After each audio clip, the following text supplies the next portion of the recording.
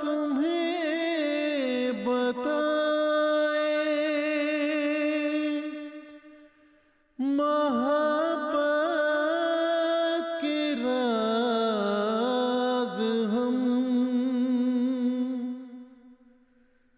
چھیڑے اور فرمایا یہ میرے خالد ہیں، جماعت کے خالد ہیں، اور یہ منافقین کے منافقین کے الزامات کا اور ان کے بہتانوں کا جواب دیں گے کہ میں کیا تھا، جلندھر کے کریا گاؤں کا ایک چھوٹا نوجوان قادیان آیا، پڑھا، مسلم موت نے آج یہ عنایت کی ہے کہ مجھ غریب کو خالد کے نام سے خطاب دیا ہے۔ اللہ تعالیٰ کے فضل سے جماعت احمدیہ میں قائم ہونے والا ہر خلیفہ غیر معمولی آسمانی عطا کے نتیجے میں غیر معمولی بصیرت کا مالک ہوتا ہے۔ چھیڑے تمہاری روح کے خوابیدہ ساز ہم۔ اعوذ باللہ من الشیطان الرجیم، بسم اللہ الرحمن الرحیم۔ ناظرین محترم، حکایات صدق و وفا کے اس نئے ایپیسوڈ کے ساتھ MTA انٹرنیشنل کے انگلستان اسٹوڈیو سے آپ کی خدمت میں حاضر ہیں، یہاں ٹیلفورڈ اسلام آباد سے۔ ناظرین محترم، گزشتہ پروگرام کی طرح آج بھی ہمارے ساتھ یہاں پر مکرم و محترم مولانا عطاء المجیب صاحب راشد موجود ہیں، جو خدا تعالیٰ کے فضل سے ایک لمبے عرصے سے یہاں جماعت احمدیہ برطانیہ میں امام مسجد فضل لنڈن کی حیثیت سے خدمت دین بجا لانے کی توفیق پا رہے ہیں، اور اس کے علاوہ آپ مشنری انچارج برطانیہ کے طور پر بھی خدمت کی توفیق پا رہے ہیں۔ امام صاحب، بہت بہت شکریہ آپ کی تشریف آوری کا۔ ناظرین محترم، گفتگو کے سلسلے کو مکرم مولانا کے ساتھ آگے بڑھاتے ہوئے آج مولانا یہ واقعہ آپ خدا تعالیٰ کے فضل سے مختلف جگہوں پر بیان فرما چکے ہیں، لیکن ہم بھی آپ سے درخواست کریں گے کہ جو ہجرت ہے، ہجرت خلافت رابعہ، اس میں تاریخ کے اس سفر میں ہمیں اپنے ساتھ لے چلیے کہ جب آپ کو رات کے پچھلے پہر حضور کی آمد کی خبر ملتی ہے۔ پاکستان میں جب آرڈیننس جماعت کے خلاف جاری کیا گیا اور ایسی صورت بنا دی گئی کہ خلیفہ وقت وہاں پر اپنے فرائض کو ادا نہیں کر سکتے اور یہ ایک قابل سزا جرم قرار دے دیا گیا، تو اس وقت اللہ تعالیٰ سے دعا کرنے کے بعد حضرت خلیفۃ المسیح رابع رحمہ اللہ تعالیٰ نے مشورے کے بعد یہ فیصلہ فرمایا کہ آپ اس ملک کو چھوڑ دیں۔ تو رات کے 3 بجے تھے جس وقت مجھے ٹیلی فون آیا، لندن مشن میں سو رہے تھے، تو 3 بجے گھنٹی بجی، تو میں نے اٹھایا تو مسعود جلمی صاحب فون پر تھے۔ انہوں نے مجھے احتیاط کے تقاضے کے ساتھ نام نہیں بتایا، تو پہچان لیا؟ میں نے کہا یہ پہچان لیا، ہم اکٹھے پڑھتے رہے ہیں۔ تو کہنے لگے ٹھیک ہے، تو آپ، میں نے کہا بتائیے کہ کیا کس لیے فون کیا ہے؟ کہتے اطلاع آپ کو یہ دینی ہے کہ حضور آپ کے پاس آ رہے ہیں، انگلستان آ رہے ہیں۔ میں سن کر چونک گیا، لیکن مجھے یہ نہیں اندازہ ہوا کہ یہ حضور کا پروگرام کس وقت ہے۔ میرا اندازہ تھا اس وقت کے سوچ کے مطابق کہ حضور اگر تشریف لا رہے ہیں تو کوئی مہینے 2 مہینے کے بعد کی بات ہوگی، چند ہفتوں کی بات کی ہوگی، جیسے حضور مختلف ممالک کے دورے پہ جاتے ہیں اس طرح کی اطلاع ہے۔ تو وہ مجھے پوچھنے، میں نے کہا کہ کب تشریف لا رہے ہیں؟ تو وہ مجھے کہنے لگے کہ گھڑی پہ کیا وقت ہوا ہے؟ میں نے کہا صبح کے 3 بج رہے ہیں اور 5 بجے فجر کی نماز ہوتی ہے۔ تو کہتے کہ سب 3 بج رہے ہیں، 8 بجے حضرت کا جہاز لینڈ کر رہا ہے، حضور روانہ ہو چکے ہیں، اور جو ایشین ٹیریٹری ہے اس سے گزر کے یورپین ٹیریٹری میں حضور کا جہاز داخل ہو چکا ہے اور ہم آپ کو اطلاع دے رہے ہیں۔ یہ سب حفاظت کے تقاضے تھے۔ تو میں یہ اطلاع سن کر چونک گیا۔ میری وائف بھی ساتھ تھیں، وہ بھی اٹھ کھڑی ہوئیں، تو کہنے لگی کیا ہے؟ میں نے کہا پتہ لگا ہے کہ حضور آ رہے ہیں۔ تو اتنی پریشانی ہوئی یکدم کہ اتنی بڑی ذمہ داری، اتنے بڑے انتظامات کیسے کریں گے، کیسے توفیق ملے گی؟ تو لیکن اس وقت ایک خیال آیا کہ ذمہ داری تو ہے لیکن اللہ کی مدد کے بغیر کچھ کام نہیں ہو سکتا۔ ہم نے کہا کہ ہم پہلے نفل ادا کر لیں، 2 رکعت نماز پڑھ لیں، اور وہ پڑھی ہم نے۔ پھر اس کے بعد میں نے جا کے دفتر کو سنبھالا، میری وائف نے کچن کو اور گھر کو ٹھیک ٹھاک کرنا شروع کیا۔ رات کے اس اندھیرے میں یہ کارروائی ہوتی رہی، سارا سامان بستر کی چادروں میں لپیٹا، مہمان خانے میں شفٹ کر دیا۔ مغرب کی نماز کے بعد ہوتا گیا، اور خواتین بھی آ گئی، مرد بھی آ گئے، سارے یہ کام ایک طرف چل رہے ہیں۔ فجر کے بعد مجلس عاملہ کا اجلاس ہوا، بڑی مختصر عاملہ کی میٹنگ، 15-20 منٹ لگے ہوں گے۔ میں نے کہا کہ وقت تھوڑا ہے، کام زیادہ ہے، اس لیے کام میں بتاتا ہوں، جو اس کا متعلقہ شعبے کا آدمی ہے وہ اٹھ کھڑا ہو میٹنگ سے اور جا کے کام ابھی شروع کر دو۔ مثلاً ضیافت کا سیکٹری چلی جائے، جا کے کچن کو سنبھالے، سیکورٹی والا اٹھ جائے، سیکورٹی کو سنبھالے، اور باقی دفاتر کے کام ہیں، بہت سارے ٹرانسپورٹ کا کرنا ہے، انتظام رہائش کا کرنا ہے، تو سارے ایک ایک آدمی کو اٹھا دیا۔ 15-20 منٹ میں ہماری میرا کاروائی ہوگی۔ تجویز یہ تھی، اور ہوا بھی ایسے کہ حضور پہلے لینڈنگ ہالینڈ میں ہوئی ہے، ایمسٹرڈیم میں، اور وہاں پر جماعت کو اطلاع دے دی تھی یہاں سے ہی، لندن سے، کہ حضور آ رہے ہیں، انتظام کریں، اور جماعت کے دوست بھی آ گئے، اور انہیں کہا، میں نے تاکید دی کہ جب حضور آ جائیں تو ہمیں فوراً اطلاع کریں، اور وہ کسی وجہ سے نہیں آ سکی، لیکن وہ اپنی مصروفیت میں ہوں گے۔ خیر، تو اتنی دیر میں پریشانی میں میرے لیے اندر دفتر میں بیٹھنا مشکل ہو رہا تھا کہ حضرت صاحب آ رہے ہیں، ہالینڈ جہاز کے پہنچنے کا وقت ہو چکا ہے، ابھی تک اطلاع نہیں آئی، اور مشن ہاؤس فون کرتے ہیں تو مشن ہاؤس میں ہے ہی کوئی نہیں، سارے تو ادھر گئے ہوئے تھے۔ بڑی پریشانی، میں ادھر ادھر چل رہا تھا پریشانی میں۔ اتنی دور میں ایک آدمی دوڑا آیا کہ حضور کا فون آیا، جلدی آئے، حضور کا فون آیا۔ وہ میرے جسم میں تو جان آ گئی، میں دوڑا گیا، جا کے میں نے کہا، جی السلام علیکم۔ حسن نے کہا، وعلیکم السلام، کیا حال ہے؟ تو میں نے کہا، جی میرا حضور تو حال تو ٹھیک ہے، حضور کا کیا حال ہے؟ تو انہوں نے اپنا، نہیں ہم الحمدللہ خیریت سے ہیں، پہنچ گئے ہیں، اور ہم نے فلائٹ چینج کر لی ہے، تو اب ہمارا جہاز 8 بجے کی بجائے 10 بجے آئے گا۔ میرا خیال ہے، میں تو سوچتا ہوں آج بھی کہ شاید ہم مسکینوں کو حضور نے کچھ وقت دینے کے لیے شاید فلائٹ چینج کر لی ہو، یا کوئی اور تقاضا ہوگا، لیکن بہرحال ہمیں 2 گھنٹے اور مل گئے، لیکن پھر بھی وقت تھوڑا تھا۔ بڑی مشکلات تھیں۔ ایک مشکل اس وقت یہ تھی کہ حضور کی انٹری کے وقت، داخلے کے وقت کوئی الجھن نہ پیدا ہو۔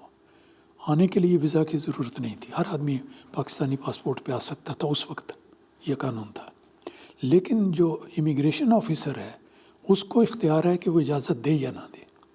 اگر خدا نخواستہ کسی مسافر کو اجازت نہیں وہ دیتا تو پھر اس مسافر کو فوری طور پر واپس لے جانے کی ذمہ داری اسی اعلان کی ہوگی۔ تو یہ سوچ کے ہی ایک جھٹکا لگتا تھا کہ خدا نہ کرے، خدا نہ کرے یہ نوبت آئی، یہ کیا ہوگا، اس کے لیے انتظام کرنا چاہیے۔ اللہ تعالیٰ نے اس کے بھی سامان کیے۔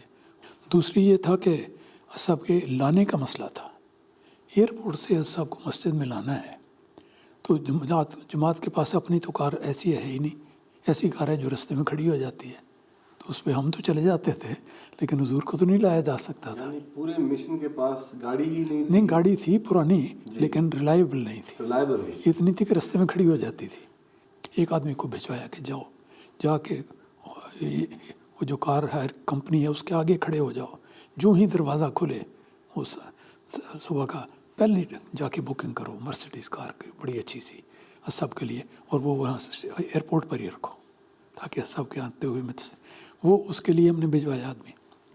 اس کے بعد میں اپنے دفتر میں آ گیا، تو اتنی دیر میں دروازے پہ نوک ہوئی، میں بڑا پریشان بیٹھا تھا، تو نوک ہوئی تو چودھری شاہ نواز صاحب مرحوم کا ڈرائیور وہ اندر آیا، ہاتھ میں اس کے چابیوں کو گچھا تھا، میں ان کو جانتا تھا۔ وہ آیا، اس نے چابیوں کو گچھا میرے سامنے رکھا، کہتا کہ چودھری صاحب نے بھجوایا ہے، اور کار بھجوائی ہے مرسیڈیز برینڈ نیو، باہر کھڑی ہے، یہ کار حضور کے استعمال کے لیے ہے، اور یہ چابیاں آپ کے سپرد۔ تو یہ سب اس وقت یہاں تھے ہاں، یہاں سے یہ دیکھیں کہ کس طرح اللہ تعالیٰ اپنے بندوں کے لیے کس طرح لوگوں کے دلوں میں ڈالتا ہے۔ ان کو پتہ ہوگا، اندازہ ہوگا، خیال ہوگا، اللہ تعالیٰ نے سجایا ہوگا کہ یہ خدمت کا موقع ہے، فوراً برینڈ نیو کار اور پھر وہ کار سارا سال حضور کے استعمال میں رہی.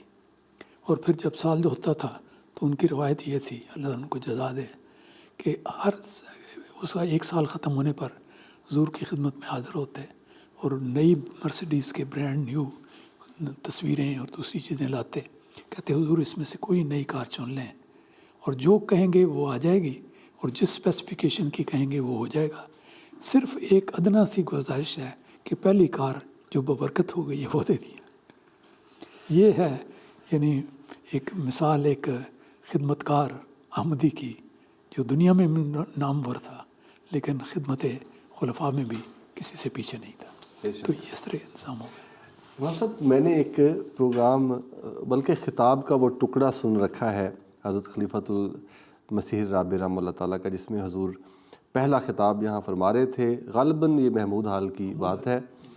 تو اس میں جو قہوہ تھا وہ بار بار اس کا رنگ جو ہے وہ، سوال یہ ہے کہ کتنی کوشش پہ جا کر وہ قہوہ حضور کی منشاء مبارک کے مطابق بنا. ایگزیکٹ تو نہیں میں کہہ سکتا، لیکن میرا خیال کم از کم چوتھی کوشش تھی. جزاکم اللہ. یہ بات میں نے اس لیے پوچھی، یہ میرا بالکل ذوقی بات ہے، لیکن حضور چاہتے تو جس طرح کا صبر اور جس طرح کی قناعت خلفاء میں ہوتی ہے، حضور پہلی دفعہ بھی اسے نوش فرما لیتے. لیکن یہ بنیاد رکھی جا رہی تھی کہ خلافت کی منشاء کے مطابق کام کرنا. بالکل صحیح ہے. تو یہ تو ضمن ذکر آ گیا. بڑا سب نے بڑے اس لطف لے کے کہ پہلے تو کہا یہ کہتے نہیں اس کو ذرا پتلا کر کے لائیں، پتلا کر کے لائے، پھر نہیں، کہتے نہیں ٹھیک ہے، پھر نہیں اور پتلا کریں، پھر لائے. تو پھر استانی بڑے ازراہ تلطف کہیں اور مذاق کے رنگ میں کہے نہیں آپ کا قصور نہیں، یہ لندن کا پانی گدلا ہے. تو سارے لوگ ہنس پڑے. وہ جو ٹینشن ہے ماحول کی وہ ختم ہو جاتی ہے. حضور نے بھی بس بڑے بہت ہی مشفقانہ رنگ میں ساری بات کو ٹال دیا کہ بس ٹھیک ہے، پھر جو آیا وہ استعمال کر لیا. جزاک اللہ. مولانا یہ جو جس جگہ پر آج ہمیں بیٹھنے کی سعادت نصیب ہے، یہ اسلام آباد ٹلفورڈ کا علاقہ، جہاں پر خدا تعالیٰ کے فضل سے مسجد مبارک ہے اور خلیفۃ المسیح تشریف رکھتے ہیں. اس جگہ کو حضور نے اپنے لنڈن آمد کے بعد جلد ہی خرید لیا. حضور نے فرمایا تھا کہ چند مہینوں کے اندر جرمنی اور UK دونوں کو کہا تھا کہ آئندہ جلد سے بڑے ہونے ہیں، بڑی ترقیات ہونی ہیں، یہ اللہ تعالیٰ نے بتایا تھا آپ کو. تو یہ 2 جماعتوں کو میں یہ ٹاسک دیتا ہوں کہ بڑی جگہ لیں. تو اس کے بعد وہ ناصر وقت بھی لیا تھا نا. حضور نے جب فرمایا تو جماعت کے مختلف لوگوں کو ہدایت کی گئی کہ جلدی سے اسٹیٹ ایجنٹ گھومیں پھریں، دیکھیں کہاں کوئی چیز ملتی ہے. بڑی لمبی داستان ہے اور میرا خیال میں کئی دفعہ ذکر بھی کر چکا ہوں، اور ایسی ہے کہ جس کی واقعی تفصیل کے ساتھ اشاعت ہونی چاہیے. اور یہ پھر بات وہی آتی ہے کہ جب اللہ تعالیٰ کا خلیفہ کوئی عزم کرتا ہے تو اللہ تعالیٰ اس کے عزم کے راستے میں کو ایسا ہموار کر دیتا ہے کہ ہر روک ہٹتی چلی جاتی ہے، ہر مشکل، ہر دقت خود بخود ختم ہو جاتی ہے. اس کا بھی ہے، لوگوں کو کہا گیا، مختلف اسٹیٹ ایجنٹ بھی تھے، کچھ مالی اس عمارتوں کے معاملات میں ڈیل کرنے والے بھی، کہ دیکھیں کہ کسی جگہ کوئی اچھی جگہ، کوئی عمارت کا ہی سوچ رہے تھے پہلے، لیکن بڑی جگہ کا حضور نے فرمایا تھا کہ بڑے بڑے جلسے ہوں گے وہاں پہ. ہوتے ہوتے ایک دن اسلم جاوید صاحب وہ ایک اسٹیٹ ایجنٹ کا لے آئے وہ اشتہار جس میں اسلام آباد کا فروخت کا ذکر تھا. تو سب خدمت میں عرض کر دیا گیا. قصہ مختصر کہ جب حضور نے ارشاد فرمایا کہ یہ لے لی جائے، اس وقت یہ 3 آدمی، ایک اسلم جاوید صاحب، ایک عبد الباقی ارشد صاحب اور ایک عبدالسلام صاحب، وہ اس خرید و فروخت کے ماہر تھے. ان کو بھیجا گیا کہ آکشن میں جائیں. آکشن ہونی تھی لندن میں، اور اتنی اہم تھی کہ اخباروں میں اس کا تذکرہ آ رہا تھا کہ ایک بڑی جگہ ہے، اتنی بڑی، اور اسکول ہے شیپ ایچ لین کا، تو اس کا آکشن ہو رہا ہے. تو بڑی کہتے ہیں بڑی ہاٹ نیوز تھی. کمیٹی والوں نے جا کے بتایا کہ یہ پہلے ہمیں حضور سے رہنمائی لے دیں کہ یہ اس جگہ کے لیے کس حد تک ہم جا سکتے ہیں. تو سب نے ایگزیکٹ 4,25,000 کہہ دیا. میں نے فوری طور پہ فون میں، وہ آکشن ہال میں کھڑے تھے، ان کو بتا دیا کہ حضور نے 4,25,000 کی لمٹ دے دی ہے. وہ آکشن شروع ہوا 1 لاکھ سے 2 لاکھ 3 لاکھ 4 لاکھ. وہ تو فٹافٹ جمپ کر کے چلا گیا نا بڑی. اس کے بعد ہوا یہ کہ کسی نے اس سے زائد کر دی. اچھا 4,26,000. تو اس موقع پہ ہمارے آدمی تو ایک قسم کے پیچھے ہٹ گئے, کہتے کہ بس صاحب نے جو کہہ دیا ہے اس سے آگے تو نہیں ہم جا سکتے. اللہ تعالیٰ نے ان میں سے کسی کے دل میں ڈالا کہ اگر یہ ایک چھلانگ ہم اور لگا لیں اور زائد رقم جو ہے وہ ہم اپنی جیب سے دے دیں اور جماعت کو 4,25,000 ہی دینے پڑیں اور ہمیں یہ مل سکے تو اس کی کوشش کرنی چاہیے. یہ 1-1.5-2 منٹ میں انہوں نے کرتے کرتے اگلی دفعہ اس کے ہتھوڑا لگنے سے پہلے وہ کہہ دیا 4,27,000. یہ جماعت والوں نے بڈ کر دی. اس پر باقی سارے لوگ بڈ کرنے والے پیچھے ہٹ گئے اور خاموشی. ایک دفعہ اس نے تھوڑا مارا, دوسری دفعہ مارا, نہیں گیا, تیسری دفعہ مارا, چلو جی 4,27,000 جماعت کے نام آ گئی اور بڑی خوشی ہوئی. اب آج بھی میں یہ سوچتا ہوں اور سب کو میں نے اس وقت اطلاع کی, ادھر سے بڑی خوشی کا فون آیا کہ جی مل گئی جی زمین مل گئی, جگہ مل گئی. میں نے سب کو بتایا. سر نے بڑی دل کی گہرائیوں سے الحمدللہ 2-3 بار فرمایا کہ ہو گئی.